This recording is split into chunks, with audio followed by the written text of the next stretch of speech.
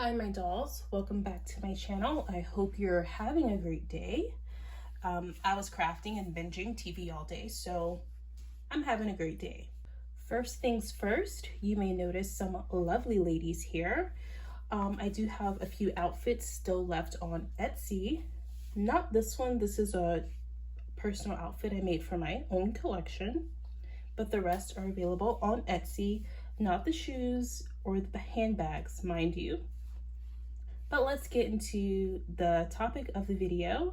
We will be constructing a door, and I'll insert a picture of the inspiration door. I think it's important to start off with an inspiration picture. That way you kind of have an idea of where you want your project to go. So now that we've seen our inspiration door, I have done something I don't usually do on this channel because I'm not a measurement type of girly. I'm an intuition crafter, but I got confused. I confused myself, and so yes, measurements were definitely needed. And so if you look at this might look good, but this is a huge mess up, so I had to flip it over and try again. So I'll try to hold that far enough back so you can actually see it. But basically what you want to do is cut out a piece of foam board that is 13 inches long by 6 inches wide. So after you do that, you want to go around and measure an inch from the top, an inch on the side, an inch on this side, but you want to do 2 inches at the bottom.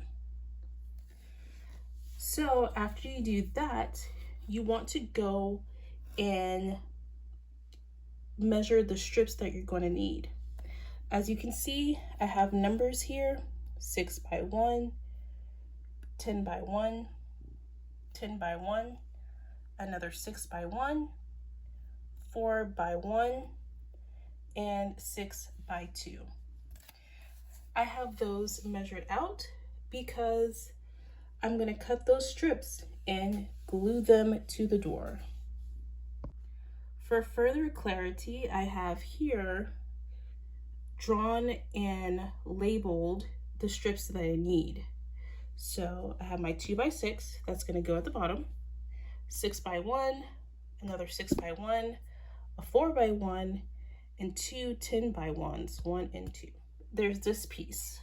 Now I have a measurement for it, but it came out kind of strange. So I have 8 and 1/16 by 14 and 1/16. But basically what we did was, what I did, only one person, you take your foam board. This is a taller piece, so let me adjust so you can see it. Let's see, I might have to kind of zoom out. There we go. So basically, I'm gonna zoom out a little bit more. There we go. When you have this cut, this is your door. You're gonna put it on this foam board, trace around it, and measure an inch from where you trace, an inch on the top and the sides. Don't do the bottom, just the top and the sides. And then you're gonna cut this out, but I'll show you that in a moment. Okay, so I have my strips cut out, and I want to note something about my measurements.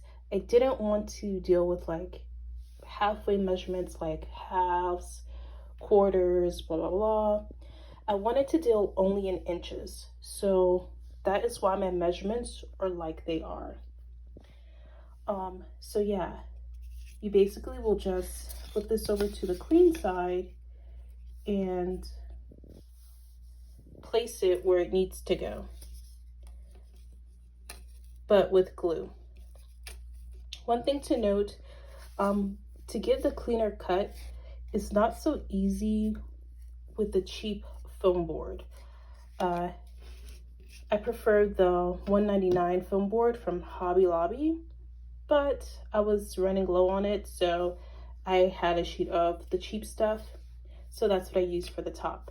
However, you might be going to paint this, so that's fine, and it really doesn't matter. Okay, so I have all my strips glued onto my door. That's how it looks. And there is the door compared to a doll, by the way. It's the perfect height, 13 inches. So yeah, when I went to put this over it, I realized you might want to make 2 of these and double it up, since technically your door is 2 foam boards widths thick. But basically you just do that and you have a nice little door casing. So to install this, if you're using foam board, I will just place this on the foam board of my wall, trace around it, and then glue this and then cut that out first. So place this on the foam board, trace around it, cut out the trace out. That's going to be where your door goes. And then around that cutout, place your door frame. So yeah. So now let's make this a working door. To make this a working door, we're going to use these pins. Now, I've never made a working door like this before using this method, so this will be my first time. And basically, we're going to stick a pin in the top.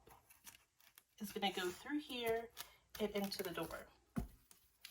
Now, I do realize there's a problem because you would need to stick a pin in the bottom as well. And I haven't made anything to stick this to yet. What I mean when I say stick it through the bottom, I mean that you would have to stick it through the bottom of the floor that you're going to attach. But I haven't made a floor yet, so yeah. But I've stuck it through the top part, and it was just long enough to go through. So keep in mind, 1 inch is pushing it. But here we go. Oops. Get that back on track. So it opens, yay. Just keep in mind that method is going to work better once the door is attached to a floor and a wall. So for the knobs, you can use this type of knob, or door handle, let's say that. Put it somewhere there. Or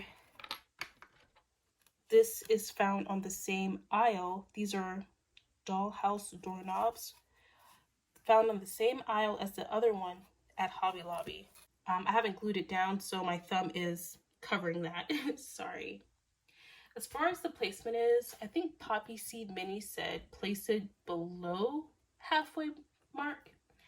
So you can always just take a doll and test out where her hand comfortably goes. That's going to be realistic.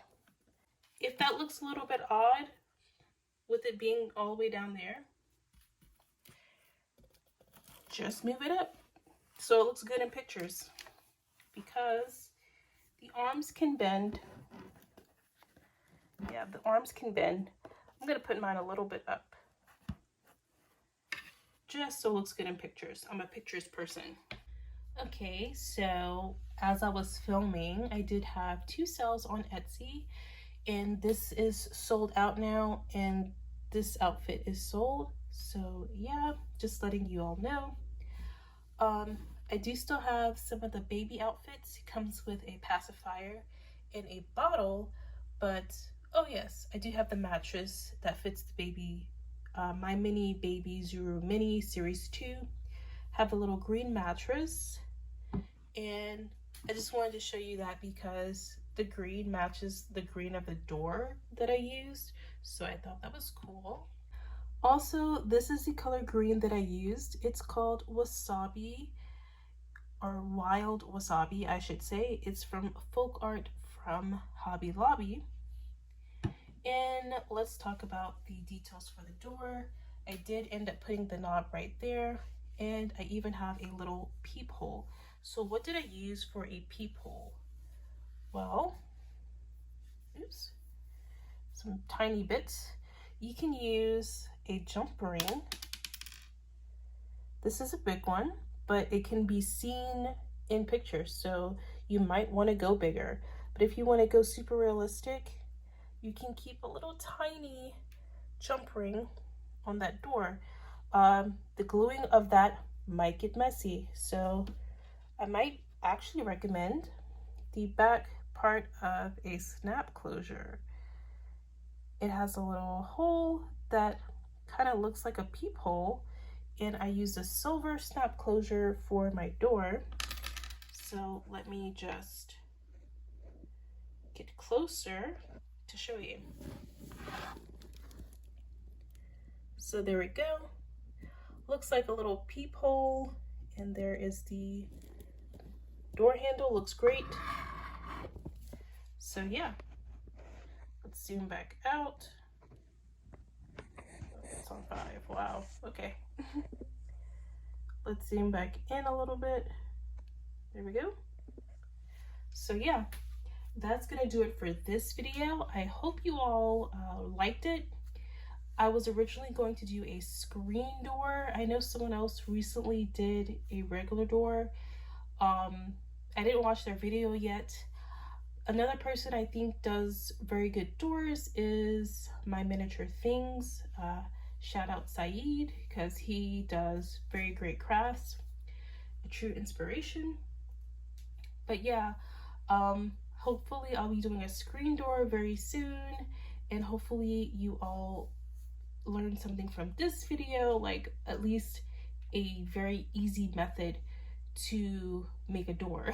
So it doesn't have to be complicated, but it can still look nice.